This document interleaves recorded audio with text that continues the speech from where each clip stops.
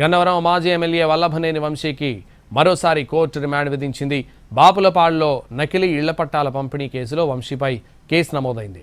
పోలీసులు PT warrant దాఖలు చేసి వంశీని అరెస్ట్ చేసి కోర్టులో హాజరుపరిచారు. వంశీతో పాటు ప్రధాన అనుచరుడు మోహన్ రంగారావుకు ఈ నెల 29 వరకు రిమాండ్ విధించింది నూజివీడు కోర్టు. వంశీపై మొత్తం 8 కేసులుండగా 5 కేసుల్లో ముందస్తు బెయిల్ వచ్చింది. గన్నవరం టీడీపీ కార్యాలయంపై దాడి కేసులో తీర్పు ఇవాళ రానుంది. సత్యవర్ధన్ కిడ్నాప్ కేసులో ఈ ఏడాది ఫిబ్రవరి 13న వంశీ అరెస్ట్ అయ్యారు. ఇప్పటికే 93 రోజులుగా జైల్లో రిమాండ్ ఖైదీగా ఉన్నారు. తాజా కేసుల్లో బెయిల్ వచ్చే వరకు వంశీ జైల్లో ఉండక తప్పదు.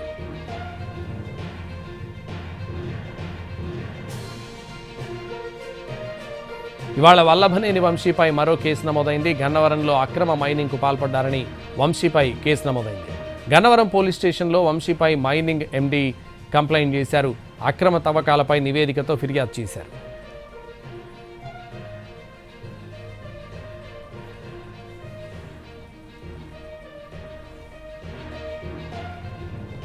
రెండు 2019-2024 మధ్యకాలంలో వంశీ ఆయన వర్గం 100 కోట్ల రూపాయలకు పైగా అక్రమాలకు పాల్పడ్డారని ఫిర్యాదు చేశారు. దీంతో వల్లభనేని వంశీ తన మరో 8 మందిపై